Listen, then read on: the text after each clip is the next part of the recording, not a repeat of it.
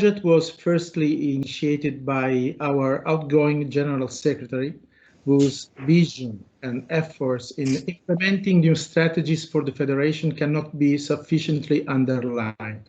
Thank you, Evelyn. Let me briefly introduce the matter with you to the benefit of the ones who might not be fully familiar with the topic. I will be really brief. You will recall that in 2019, the HLCM identified the issue of the future of work as critical to their work. A task force on the future of work was established and 3 work streams were identified: remote working, agile contracts, and enabling technology. To ensure that FICSA effectively represents the views of its membership and to raise awareness among staff at large over the topics, 3 joint sessions of the FICSA standing committees were convened at the 74th FICSA Council. The idea of this was to view issues relevant to staff from the largest number of perspectives, to reach an all-inclusive opinion, and to facilitate the global understanding of the topic. In addition, we wanted members to be equipped with a range of, let's call them, guiding principles for or against an issue by choosing the most relevant and best arguments when discussing their committee members and their administration. Can I ask everybody to mute their microphone, please? So specifically, as this is today focused, when talking about enabling technology, what is best than to have a guidance on this? And who is best to present it than Dr. Ajisha Jain, our honorable guest from the Nottingham University Business School. Dr. Jain held already a very successful session last February on enabling technology, where he focused on a broad range of topics, analyzing literature and key policy developments on the impact of digitalization at work, and provided also very good recommendation for international civil servants to ensure that development of a human-oriented approach to the integration of digital technology. Now, digitalization can be, we know, an opportunity and a threat. On the positive side, it is often linked to a growing autonomy for individual workers. On the other hand, mobile technology also means permanent access, control, and confusing work-life boundaries. You can see how there are a range of occupational health, safety, and well-being considerations associated with the topic. We are already experiencing changes in work processes. Many of us feel job insecurity will increase. Now, we start also to see a strict relation with our mental health condition, as working remotely and from home can mean also social isolation increase. Dr. Jain will focus today on the impact of psychological factors on our ability to work and our lives that need to be recognized in a context of the implementation of the mental health strategy. You will surely refer to the framework agreement on digitalization signed by the European social partners, group of employers, trade unions, and governments. The framework is based on a human-oriented approach, took into account 4 broad key areas. Let's see if I remember all of them: work content and skills, employment terms and conditions, and work-life balance again, work environment and health and safety, and then work relation. I was good. I did recall all of them. So Dr. Jain was requested last year by the FICSA Executive Committee to conduct a study on the impact of digitalization on staff workload and mental health and well-being. He was asked to look, let's say, at the use of artificial intelligence when implementing organizational changes and prepare a readiness plan to assist staff representatives and their staff association and union. The guidance it will present to us was initially meant to be used by staff reps to increase their knowledge in view of future discussion with their management. However, it is also the perfect guide for each staff member wishing to expand familiarity with the topic. So it is to be seen in a context of raising each one awareness on the matter. And I'm underlining such a specific theme as I know that there are many participants not part of the executive committees today with us and being present for their own learning. And I thank you all of them for being with us. I'm stopping here. We did not even start, and there are uncountable numbers of topics already associated with today's session. Without any further hesitation, I will pass the floor to Dr. Ajisha Jain. Thank you, Dr. Jain.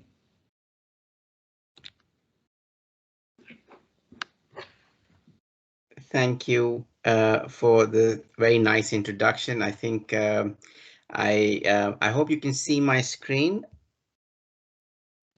Yes, we can see your screen. Great, thank you. So I think I'll go straight into it. I think you gave me a very nice introduction on the overview of the topic and what I'm going to present today. So I'm Dr. Aditya Jain, Associate Professor and Head of the Department for Organizational Behavior and Human Resource Management at Nottingham University Business School. My expertise lies in sort of translation of health, safety and well-being policy into practice. And it sort of looks particularly at issues relating to well-being at work, and one would wonder, why am I then talking about enabling technology and digitalization? And that's because of the huge impact that digitalization has on the changing world of work, the future of work, and its implications therefore on well-being. So it's directly related. It's not even tangentially related. It's an absolute direct link. Now, that said, I must say there are two ways of looking at digitalization. The first is to look at it from the technological point of view. So in terms of what technologies are being developed and how technologies and the implications of that. And the other is from the social dimension of the actual impact and use of those technologies and the changes that creates at the workplace and in our social context. So I come and look at this from that perspective. And I think that concerns most of us, how our technology is used, not necessarily what is the technical dimension. Of course, both are important in this dialogue, but my focus is on the social dimension of this. So briefly, I'll talk about the context, the opportunities and challenges that are posed by digitalization, and some of the key considerations that we must keep in mind when we look at this area. And I'll talk about how why it's relevant to the psychosocial work environment, and then conclude by some opportunities. So how we can sort of recommendations for how we can address some of these challenges and maximize the opportunities. So if you attended one of my talks earlier in January, you would there is a bit of overlap, but I'll try and focus on sort of more on the implications and sort of the focus on how it affects health, safety, and well-being, particularly in relation to the psychosocial work environment. One of the things that also I want to sort of highlight is that the title of the presentation is in the session was it's a readiness plan for staff representatives. I just want to clarify that it is a readiness plan for staff and staff representatives, because it is relevant for everyone. One of the key aims here is to create awareness amongst staff generally, and of course, informed staff work alongside informed staff representatives to ensure that these issues are addressed and opportunities are maximized. So I think this slide is basically there to just explain the distinction between some very related terms that we often use together. So often you hear the word digitization being used alongside digitalization, alongside digital transformation. And it's important to understand that there's a slight distinction between the three. So digitization is what I mentioned, refers to the technological aspect of digital technologies. It's basically how data, analog data, is converted into machine readable data. So the actual digitization. So things like digital IDs, the development of digital IDs is an example of digitization. Digitalization, on the other hand, is the use of these digital technologies as well as data in terms of the interconnections that results in changes to existing activities or development of new activities. So it's the focusing on the social aspects. How is technology used and the implications of that technology in the world of work? And digital transformation refers to the broader impact of this in terms of its economic and societal effects. And when you look at the digital technology generally and the digital technology ecosystem, as it's called, it covers a range of different aspects. So it's obviously big data, artificial intelligence, but also Internet of Things, increasing computing power, cloud computing. So it's a whole range of things that enable things like virtual work to happen more easily than it could have ever in the past. So what's important to keep in mind is that we are in the middle of a pandemic, as a result of which a lot of us are working remotely, working from home. But I think it's important to keep in mind that this digital transformation has been happening for a while, and the pandemic has only accelerated some aspects of it. So it's important to remember, therefore, that the development of digital technologies such as AI, advanced robotics, Internet of Things, etc., have an impact on how we work and on our working conditions. So it is, and these changes affect our health, safety, and well-being. It includes things like telecommuting or telework, remote work, online jobs, working at home, virtual teams, even things like virtual reality, augmented reality, robotics, and so on. Now, digital technology itself is not good and bad. As was said earlier, it is important to ensure that there is a balance between the challenges. So recognizing challenges is important, and making sure that any opportunities that digital technology presents should be kept in mind with those challenges. So it's a risk benefit analysis that has to be done when we think about implementation of technologies, because it is the proper application of technologies that results or makes technology good or bad. Digitalization, as we've seen over the years in many organizations around the world, is a primary driver of organizational change and offers potential for innovative and exciting developments, but also presents a number of challenges. In terms of context, it's also very important to highlight some of the key trends and prevalence around this issue. These, as you'll see in the report that I have written, and it's been sort of published by FICSA, there are four key areas that I want to sort of touch upon really. The first is about impact on work and employment. Now, it's one of the things that everyone thinks about when we think about digitalization is that it would lead to job loss, and unfortunately, in the last 5 years, there has been a lot of information that has been published, which is not necessarily based on a larger picture, on a full picture. So estimates actually show that the maximum number of job replacement would be about 14% of jobs. So it's not going to be drastic as it was predicted in some of the earlier predictions, where it was sort of close to 30-40% of jobs.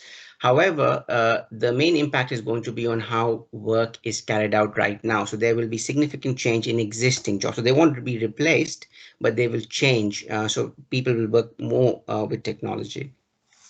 So while job insecurity is an issue to consider, what's more important is the impact and the ability of people to be able to deal with new technology, so skills and the future of work.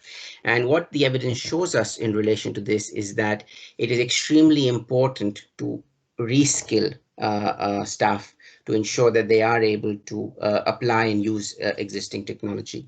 And focusing just on digital literacy is not enough. We need to do more than just digital literacy. If you look at, and this is not the first time this is happening, if you look at the 80s and 90s when computers were being introduced more and more into the workplace, there were a lot of initiative and focus on digital literacy. But today, because of the nature of technology and the range of different types of technology, we need more. Now, this is very closely related to an issue, and some questions have already been asked about this by email around the digital divide. Because of the pace of change, so this sphere, so this digital transformation that we're going through has also been referred to as Industry 4.0. And basically, what's new about this is that it's the pace of which the change is happening. It's not necessarily that this is the first time technology is being introduced, of course not, but it is how fast it's being introduced. And what it's doing is it's creating what is now referred to as a digital divide, where there is different exclusion of certain staff, certain groups of staff or population from the advancements of the digital era because of either lack of access to information technology, internet and so on, or because of lack of adequate digital skills. Now, the graph that I have on this slide shows, and this is from the EU. Now, EU, of course, in Europe, you have, I would say, far greater advancements in the use of technology, in the coverage and access to technology. However, you can still see that there are significant divides still, and the divides are going to increase. And what's interesting is that the divides will increase even more for professionals than for people working in elementary or plant or operational jobs. So that's because there is already a divide when you think about people working in factories in the shop floor. However, even professionals will start seeing an increase in the divide. We also will see increased challenges in relation to those who have low education and those in higher age groups, and also gender differences will become will become worse rather.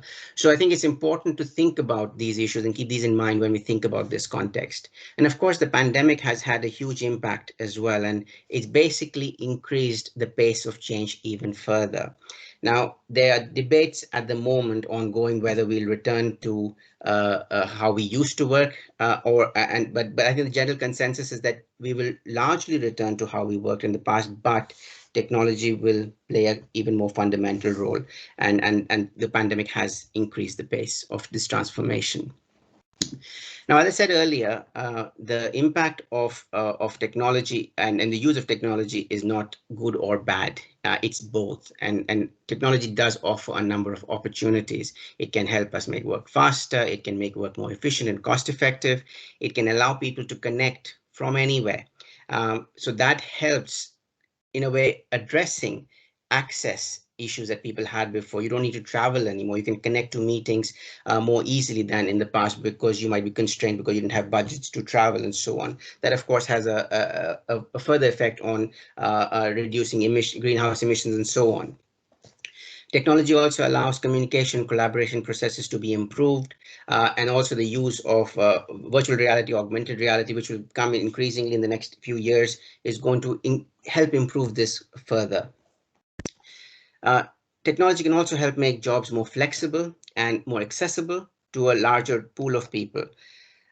It can help remove humans from hazardous environments. So using robots, for example, eliminates human beings being exposed to chemical or biological hazards and dangerous substances. Also, digitalized management methods can enable more accurate hiring of staff, data processing, distribution of work, and so on. And a lot of such technologies are already being used in organizations. And it can also help facilitate less hierarchical and more participative management practices, as well as new collective bargaining models. Now, if one looks at this list of opportunities and thinks in what's happening in practice, we do see examples of all of these things happening in practice. However, what we see more is the challenges that technology presents, because not all these opportunities are actually maximized. We often see that technology has a negative impact on employment and it increases precarity. So moving to fractional contracts, 0-hour contracts, platform work, and so on, and it has a further negative impact on working conditions because of increased workloads, intensification, isolation at work.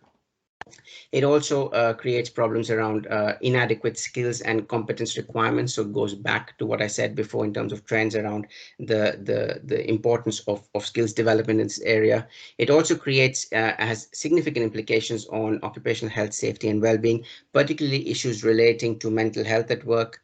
Um, it's related to challenges around increased working time and the blurring of boundaries between work and life. So, and I think a lot of us experience this because of remote working and working from home. It creates problems around work monitoring and surveillance. So a lot of technologies which are aimed at promoting effective teamwork can also be used in a way in a form of surveillance, and therefore enabling technology is important. It is important to take a human-centered approach towards implementation of this technology, and I'll talk about this in a bit more detail later. And finally, as a result of these challenges within organizations, digitalization also impacts and possibly can create new or further impact existing inequalities in the labor market and workforce because of this widening digital divide. So when we think about what can be done or what needs to be considered before we start thinking about action at organizational level, it's important to remember that we need to have a good balance between regulation and other types of policies, both at the organizational level and at a broader national level. We need to identify clear responsibilities for employers as well as staff in relation to managing risk, which are relevant to digitalized work contexts. A lot of policies that exist at organizational and national level are not necessarily suitable for the digital world of work. So, for example, how can we ensure that there's social protection for independent workers on fractional contracts and so on? It's important to also keep in mind issues around autonomy and control. Now, technology does offer, and one of the benefits is that it offers staff autonomy at work, which is a very useful resource to have. However, it is important that they also have adequate control, and it often takes away control from workers. It was also related to how we ensure that there's adequate worker participation and collective bargaining is supported. There are, of course, significant issues around privacy and also the technology interface in terms of how we ensure that human-sensitive information and human in design control principles are implemented when we are designing technology as well. We have to also think about the benefits versus opportunities versus the challenges. When we think about productivity gains, at what cost do we, if it is at a huge human or social cost, is it worth it? Is the economic benefit worth the social cost? I think that's important to consider. And that aligns with this increasing dialogue around the economy of well-being that has been adopted globally. So OECD has a huge thing on the economy of well-being. In Europe, there's a big focus on the economy of well-being, and it's important to keep the balance in mind.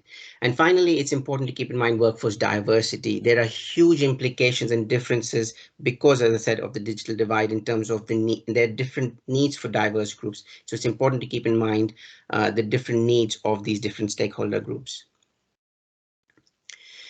So, as I said before, I wanted to focus on the psychosocial work environment. And why do I want to talk about the psychosocial work environment? It's because the psychosocial work environment is the most, so digitalization has this largest impact on the psychosocial work environment. And so before I sort of explain this more, just to go through some of the concepts and definitions in this area. So what is the psychosocial work environment? So the psychosocial work environment basically can be divided into psychosocial factors, basically, which are aspects of work organization, design, and management. So basically how work is organized and managed. It includes things like managing work demands, organizational support, rewards, interpersonal relations. So a lot of HR related issues, which have been shown to have an impact on, if not managed well, have been shown to have an impact on the health and well-being of individuals, as well as a negative impact on organizations in terms of increased sickness absence, reduced productivity, and so on. So when a psychosocial factor can have a potential to cause harm, it's referred to as a psychosocial hazard, and the potential of psychosocial hazards to cause harm is a psychosocial risk. So these are the key definitions, but the graph that I have on the slide here shows that psychosocial risks are going to change most drastically when we look at the different prevalent occupational hazards at work. So physical hazards will of course stay and slightly increase because of the introduction of new technology in relation to the future of work. However, the main impact is going to be in relation to psychosocial, where existing risks will be exacerbated, and there will be creation of new risks, which we already see with the pandemic. Social isolation is one good example. Blurring of home work-life boundaries is another. Increased work demands is another, and there are many more. So there are the psychosocial. There are 10 key psychosocial work environment factors. These are job content, workload, work pace, work schedule, control, environment, and equipment. And I'm not going to go into the detail of these, and hopefully the slides will be shared where you can see the detail and the distinction between both how it can be a negative factor as well as a positive factor. Job workload, for example, one can be overloaded at work or underloaded, which can have a negative impact.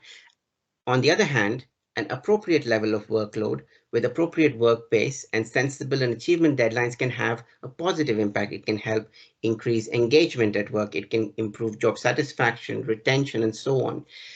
So they go hand in hand. So managing psychosocial risk has both, it helps mitigate negative harm, but also promote positive outcomes. The other 5 dimensions of the psychosocial work environment are organizational culture and function, interrelationships at work, role in organization, career development, and homework interface.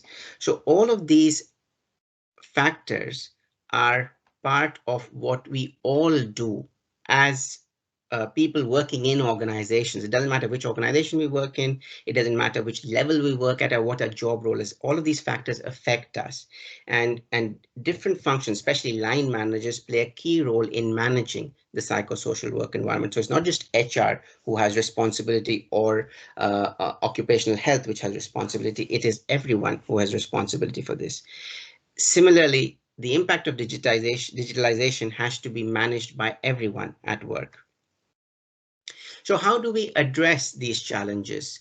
The first is it's important for the civil service, FICSA, for staff associations to create enable their organizations to develop an ethical framework for digitalization, which includes codes of conduct and creates a basis for proper governance of these issues. It's important to have a clear policy framework which clarifies responsibilities for health, safety, and well-being in relation to new systems and new ways of working. So it's not necessarily creating new things. It's also making sure that policies that exist currently are adapted to align with the implications of new technology. It's important to keep in mind a strong prevention through design approach, which integrates human factors and human-centered and work-centered design. It's extremely important to involve workers. It's always been important to make sure that work staff and staff representatives are included in decision-making, but because of the pace of change and the impact of technology, it is important to make sure that involvement of workers and their representatives is even more important.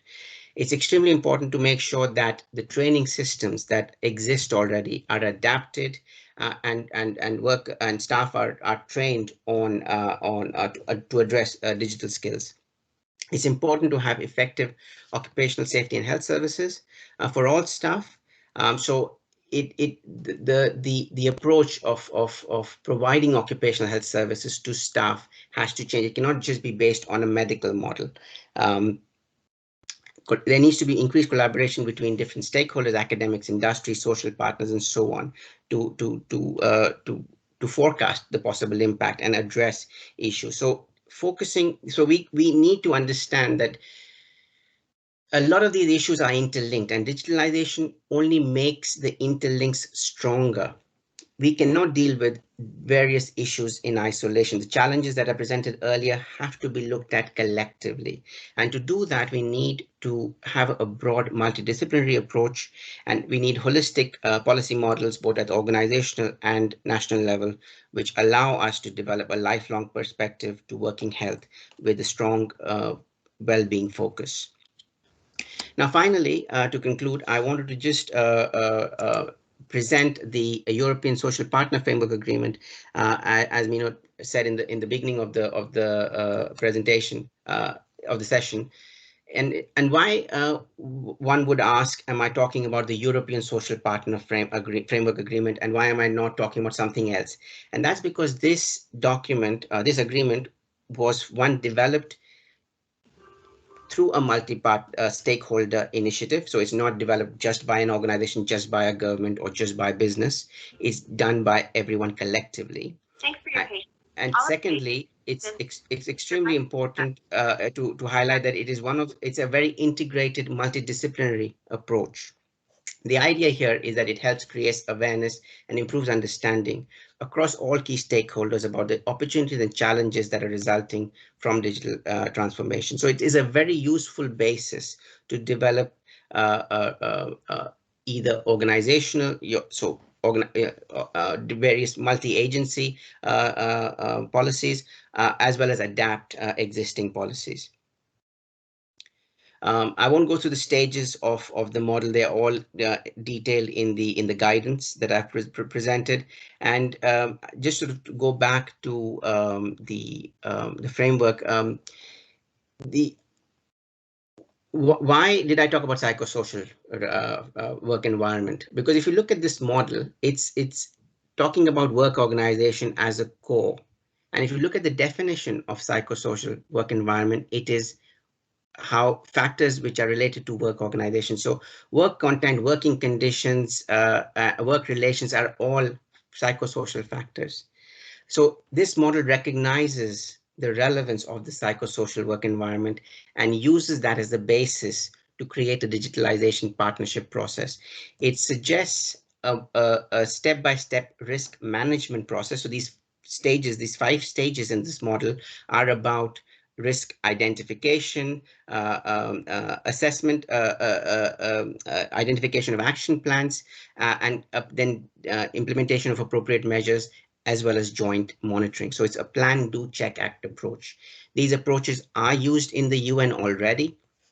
They are mentioned in the implementation guide of the UN mental health strategy, as well in other key documents published by the WHO, the ILO, and other UN agencies. And based on this model, there are the guidance document that I have written presents a number of different recommendations around digital skills and securing employment, the modalities of connecting and disconnecting, the use of AI, and ensuring the guaranteeing the human control principle, as well as respect for human dignity and surveillance. I won't go through these in detail now because I think it's best to use the remaining time for some questions. So thank you very much for your attention, and sorry for the very rapid presentation. There's a lot to cover. Thanks. Thank you, Adisha. We know that you will have nicely talked for at least another day, but we'll stop here for the sake of all colleagues who may wish to pose you some question. So just to summarize, colleagues, we heard about the context and trends, impact of work, the skills that the future work will require, the digital divide and how fast part of population is taken aside. We heard about digitalization, how it's not good or bad, but mostly what it implies to us. And we heard about pros and cons, and that we all should be aware of the different perspectives. So then we heard also some key consideration linked to changes fostered by digitalizations, policy, responsibilities, control, privacy, productivity, and workforce diversity among them. Dr. Jane went through the psychological work environment set of definition and the dimension of the psychological working environment. We learned how to address challenges and maximize opportunities. And what I love most is the development of an ethical framework, codes of conduct and governance. And also we learned about how challenges are strongly interconnected. Then Dr. Jane presented us the European framework as basis of the risk management processes. Now, I don't know if anybody has put any question on the chat. I don't see any. Anybody? We have been raising. Some of you already presented a couple of questions, and I may read one for you, Dr. Jane. The EU framework on digitalization. What is the stage of the implementation, and what was the feedback so far? Okay. So the framework was signed by the social partners in last year in 2020. So it's quite new still, and with the way the framework agreements normally are implemented in the EU, it takes sort of a few years before they are implemented because they're so basically national social partners now will take the framework and adapt it for their needs, and then it is monitored. The implementation is monitored over the next few years. Now, I think what's important to highlight here is as I try to sort of say in the presentation as well, it's the framework is a basis. It's a document which can be used by the UN agencies, by FICSA, and various staff associations to develop something which is aligned with what it does. So the document. So when you read the guidance, you'll see that the framework agreement allows adaptation and modification. So it's in a way it gives you the general principles. It gives a direction, and I think it's for organizations to then work with their stakeholders. So work with their management teams, staff representatives, staff associations, and sort of and staff as well to try and identify what works for their organization. But I think it gives, I think the main benefit is that it acknowledges and shows not to forget key components, because unfortunately we are used to having expertise in certain areas or certain roles, and we tend to focus on them. And I think the framework agreement allows us to see the big picture, which is important in this case. Important that you highlighted that this is just a framework that was confirmed a few days ago during the HLCM meeting from the Undersecretary General Kathleen Ford, and she frankly said this is a framework and it's up to every single organization to implement that. And then we could see also how the staff reps can play a role in dealing with their own organization and look at ways to implement. So thank you. And I see that in the chat, I can read right now, experience without working from home during the pandemic is that staff perceive they are less productive and so work additional hours. Is this something you have seen? Yes, I think it is. You do.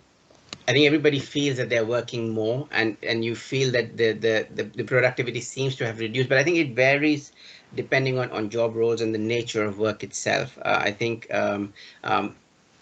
so it's not necessarily. So there's some research that's coming out now which has been looking at the impact of the pandemic specifically and working from home, increased working from home, which shows that the experience is different, and the experience is different because also apart from the job profile and roles and so on, in terms of how organizations support staff through this process. So how much do they coordinate and communicate how clear the policies are in relation to sort of this connecting and disconnecting from work. And I think supervisory support, I think, plays a huge role here, because in a way, sometimes when you're not at work, you don't know where you stand. So having clarity on that is extremely important. So yeah, and I think one thing sort of important to highlight here is when we compare this issue to previous literature before the pandemic, remote working or remote virtual work, sort of telework in a way, has been looked at before, where people did it mostly or worked from home by choice, not always by necessity. Right now, we are in a context where we are working from home because of necessity, not by choice, and that plays a big role as well. So I think this will change, though. I think what we have to remember is not see technology, virtual work through the lens of the pandemic. The move to virtual work had already started before the pandemic and was going to continue. The pandemic has just increased that pace. A lot of us will go back to the usual way of work, but virtual work will only increase slowly again in the future with technology. So yeah, I just want to point that out. And this is why we should really look at an ethical framework. Yes, and absolutely. Governance. Precisely. Thank you. I'll proceed with the chat. How to better mitigate the stress caused by change when adopting a digital workplace? Is the same way you mitigate causes of stress in any context, through what we call psychosocial risk management. So the World Health Organization has published guidance on this issue. So it's basically, how do you manage these different dimensions I talked about and promote a more positive work environment that helps mitigate causes also of through post by digital workplaces as well. So it's not a different thing. It's basically doing what we do and doing it better. And related to that, David posed another question. Does work monitoring help this or add pressure? And this is another very delicate point. Yes. So workplace monitoring, the literature tells us very clearly, does add pressure without any doubt. I think work monitoring is not a new thing again. I must say, if you think about people working in warehouses, even before, sort of even in 15, 20 years ago, there were time cards, time sheets. So monitoring of some form has always existed. Now, of course, digital technology allows for more digital surveillance, and even you can be monitored without you even knowing. So again, having those ethical principles, making sure that if anybody is being monitored, it's through agreement and it's clear why they are being monitored. So it has, I think, unfortunately, the use of technology around surveillance is not done always ethically or clearly, and often used as a way of saying that this will help improve productivity, when often it is not about productivity, it's more about monitoring. So I think that's important. So it has a huge ethical dimension here rather than actually a practical dimension. Thank you. And before proceeding with the question in the chat, I'll see Ambretta. Thank you, Mino. So for those who know me, I'm Ambretta Perrino. I am the president of the UNSCCC Staff Association, EXCOM. So in my questions, thank you again, Ajita, Jane, for the very nice presentations. Always very interesting to listen to you. And my question is actually related to what the question from David regarding the surveillance, no? Because sometimes you need, I mean, in a digital world, you need to do some monitoring also for security. But there is a line, you know, because at some point it's control. So what would be your suggestions for the representative of staff when it comes to implementation of certain tools in the organizations that can help understanding, where is this line? What could we do? And also, if there is also something that we need to plan for the representative, meaning to get more skill to be able to actually challenge certain choices. Because, okay, now we're talking about surveillance, but next time could be the use of machine learning for certain things that also have some bias sometimes, especially depending how it's trained. So, that was my question. There's no straightforward answer to this. I mean, I think it's a very good question, but I think so. the first thing that that has to be done in a context, whether it's related to surveillance or generally in relation to any implementation of new technology, is to make sure that there is adequate discussion. And when I say adequate, means proper, good level discussion between the different stakeholders. It's not imposed. I think if any technology or any sort of any new process is imposed on staff without consultation with staff associations, that creates distrust. And you mentioned sort of this fine boundary that exists between the need for something as versus sort of how it's implemented and how it's perceived. It comes from that. Consultation and participation enables people to develop that trust, to understand why something is being used. And I think if that process is followed appropriately, we can deal with a lot of these challenges. Now, in this consultation and participation, of course, the more informed the different stakeholders are about the technology that is being implemented itself. So if it's for some technology to promote digital security, it would be good to understand the technology better as well, to just ensure that the communication, also what is being, the messages being given, are actually accurate. Because often you can present technology in a way to say, look, let's focus on the benefits of it and forget the downside of it, which is sort of what I was trying to say before, where we use sort of some forms of surveillance exist, although they say it's about productivity, it's not about surveillance. So I think the way to do this is making sure that staff associations ensure that management consult them when introducing things like this. And then, of course, staff associations also very clearly inform their staff members why technology is being implemented and what its purpose is and why it's needed. And I think that will resolve most of the problems. Of course, we won't with anything new, really, it's impossible to deal with this perfectly. So I think also a matter of learning. So if experience tells us something is not working well, we should be open to changing it. So I think that's how I think we can resolve most of these issues. Thank you. And thank you, Ambretta. And I'm going through the chat, Ajisha. It's comments are in line with what we were talking about, and this is, to my part, one of the most important perspective on the ethical framework, code of conduct and governance. And the question that Evelyn has posed, it says some people seems to think they are empowered because they can work at their own pace. Others are even more tightly controlled, and this is true. Is this a matter of trust or organizational issue or others? How can that be balanced out for all?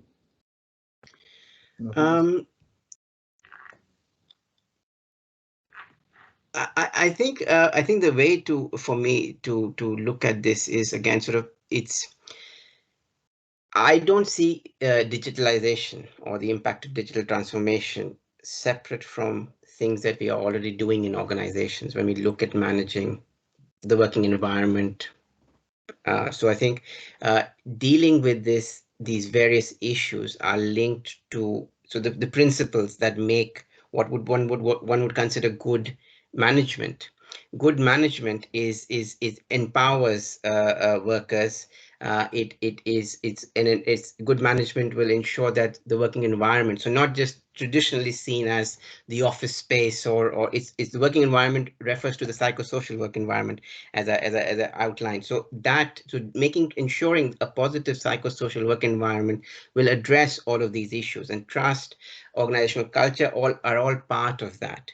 So creating a positive work environment which accounts for the impact of digital transformation will address all of these issues. So I wouldn't see them separately. Thank you. And Carlo is mentioning the European framework, and the question is related if in which organizations has that been implemented and the impact on staff well-being.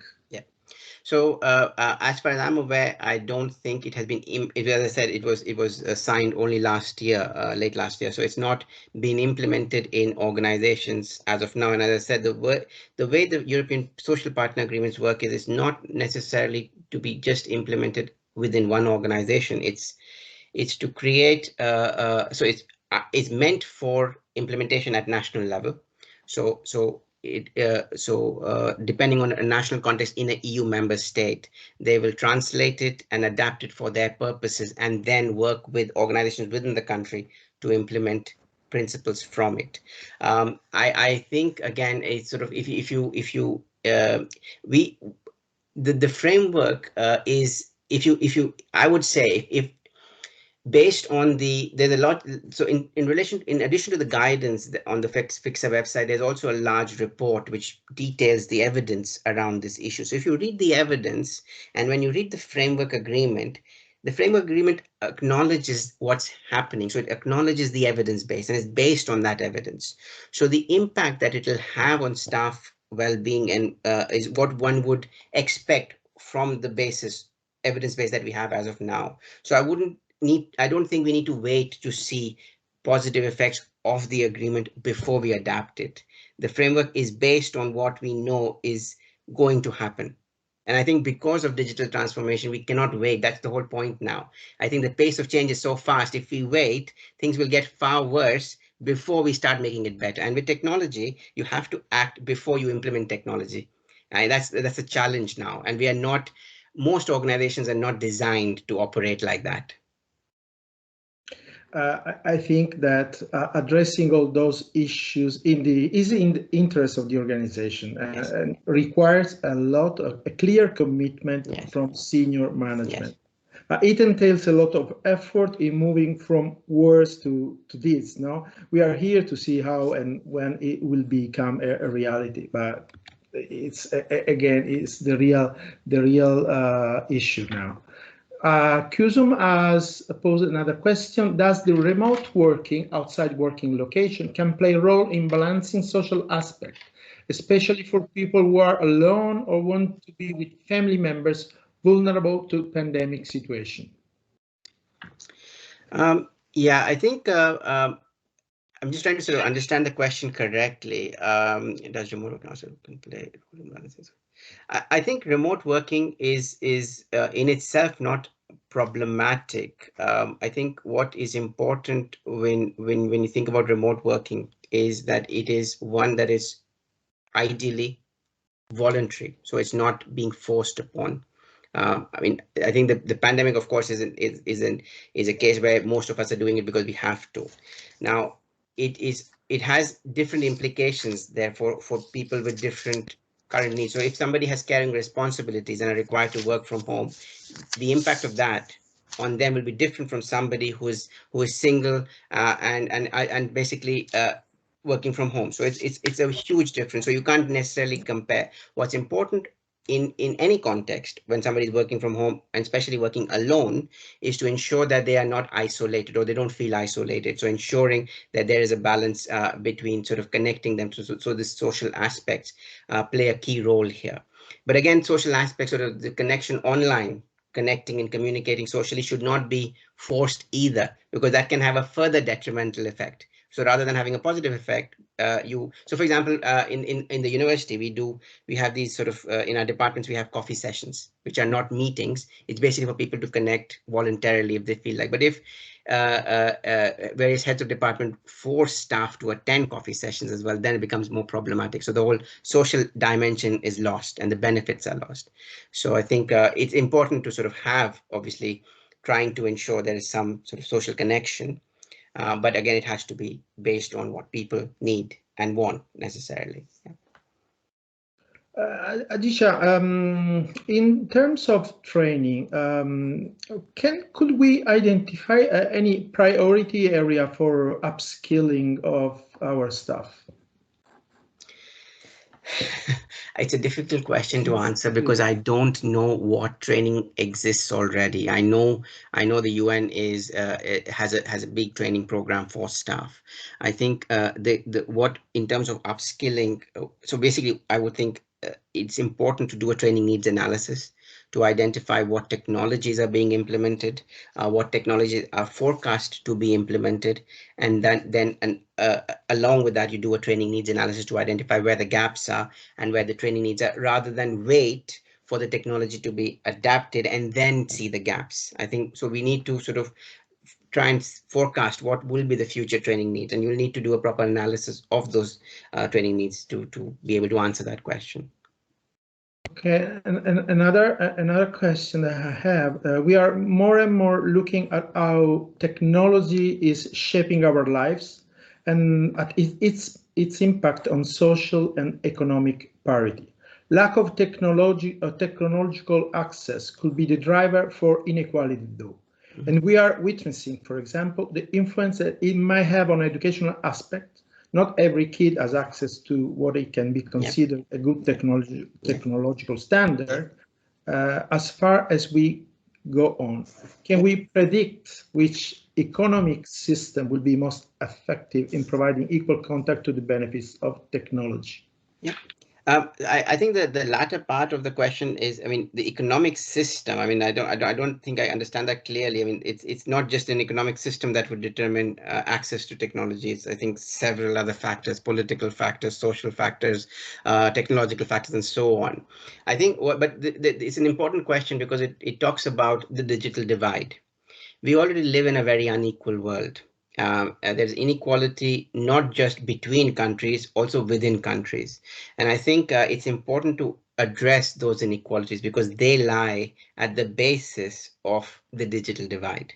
We already see that those who are socially and economically disadvantaged right now, wherever they are in the world, are more likely to not benefit from digitalization than those who have access to these technologies. So I think that's what is important to remember here, because addressing this is based on ensuring that everybody has adequate access. So if you think of this issue from the point of the UN, it is important to ensure that there is as little difference as possible between, say, headquarters and regions and country offices. And I know there are differences, so addressing those are important. And of course, it's not always possible, but I think as much as possible. And then if there is a disadvantage, it's important to then try and ensure that there are other measures taken to mitigate that, the possible divide.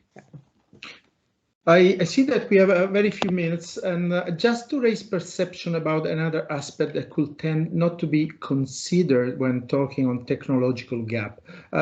We have noticed how the technological gap is seen as a lack of technology or tools in general terms. We are now observing as sometimes it can be also referred to a lack of communication skills. Yeah. I've been reported that some staff is avoiding direct telephone contact with a supervisor and managers because they fear that they could not properly understand what's being told, and they have an issue now with their language skills. Now, this is already decreasing staff performance, as the section chief is already complaining on why the staff is pretty refusing to talk to him. And it might be also that this difficulty to deal with electronic tool while performing tasks at home will raise the conflict to unprecedented levels. This is another aspect that we may wish to consider. Yeah. So it goes back to what I was saying before. I completely agree. I think I am not familiar with the specific report that you mentioned. Of course, it's important to ensure the way they ask this question as well, because that can also influence what was said. But I do agree that when we talk about the multidisciplinarity, it's important. So we should not see digital skills just from the point of view of technology, sort of your communication skills, use of technology, how technology then is used. So basically understanding how the technology is being used in relation to the role of the individual. These are all part of the digital skills. So I think we need to have a multidisciplinary perspective to it, not see it from just one perspective. So yeah, I think that's an important point. It's a lot of things which are interrelated. A lot of things. So I think we are going to the end of the session. We learned how the pandemic had forced organizations to use technologies for good or ill. It's important to establish clear frameworks, again, before introducing technology. And organizations need to invest in technology and provide training for staff in both field and HQ, as Andrea was mentioning in the chat. We have often heard our management that there is a need to reshape our workforce to adapt to the new era. It is vital for organizations to adopt policies and procedures to retrain and redeploy staff in different areas. My question, my observation more than a question, is for everybody. Do we really believe that words will be translated in actions? Meaning that how that will be possible for UN to adopt a short-term strategy to respond to the new demands and effectively prepare its workforce? What are the procedures, the framework being implemented in our organizations, in our single organization, to provide future opportunities for staff whose job functions will be lost and or reduced through digitalization? I mean, with this question in mind, I will close the session, and thank you everyone for the participation. So what, Ajisha, if you have nothing to add, I really thank you. But before thanking you, colleagues, be mindful, everyone, as staff member, we are equally responsible for what happens in our organizations. We need to be vigilant and look at the internal trends. Only, and I'm now picking on our communication on the seminar, only well-informed staff can play a proper role in promoting collective interest during the digital transformation of our workplace. And with this, Ajisha, I thank you, and I thank you all the participants, and we will let you know as soon as we will set the new Ask the FICSA expert session. Ciao, everyone. Great, thank you. Thank you so much. Thank you. Yeah, thank you very much. Goodbye. Thank you, everybody.